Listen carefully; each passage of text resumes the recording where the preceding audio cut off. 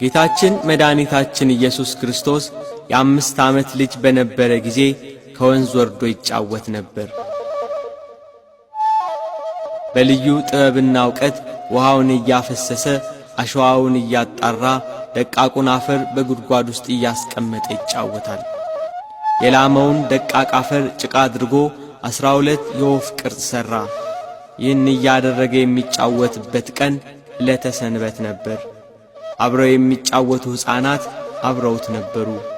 አንድ አይሁዳዊ ጌታ የሚሠራውን አይቶ ወደ ዮሴፍ ሄዶ ሕፃኑ ኢየሱስ በሰንበት መደረግ የማይገባውን ጭቃ እያቦካ 12 የወፍ ምስል ሠራ ብሎ ጌታን ከሰሰው። አረጋዊ ዮሴፍ ይህን ስሞታ ሰምቶ ወደ ጌታ ኢየሱስ ክርስቶስ ሄዶ በሰንበት ለምን ይህን አደረክ ብሎ ተናገረው። ጌታም እጆቹን አጨበጨበና እፍ አለባቸው። ከአፈር ባበጃጀው በአዳም ላይ የሕይወት እስትንፋስን እፍ ያለ ጌታ ጭቃ አብኩቶ በሠራቸው የወፍ ምስል ላይ እፍ አለባቸውና ከዚህ ሂዱ፣ ሰው ከሌለበት ከዚያ ስፍራ ብረሩ አላቸው።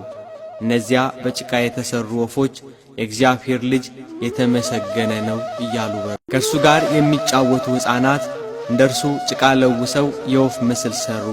ከዚያ ከጠዋት እስከ ማታ ጉሮሮአቸው እስኪያብጥ በእነዚያ ከጭቃ በተሠሩ ወፎች ላይ እፍ አሉባቸው፣ አንዳቸውም አልበረሩም።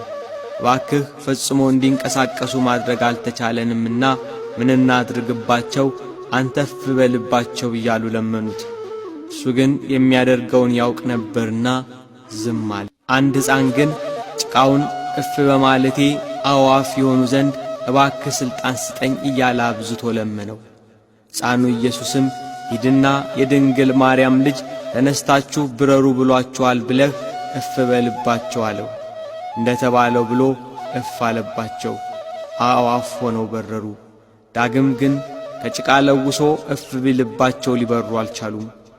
ይህ ሕፃን ድጋሚ እንዳልበረሩለት ሲያውቅ ወደ ጌታ እያለቀሰ ተመለሰ። ነገር ግን እሱ ተሰውሮ ነበርና አላገኙትም። ለሕፃናቱ ወላጆች፣ ለአካባቢው ሰዎች ነገሩ አስደንጋጭና አስፈሪ ሆነባቸው።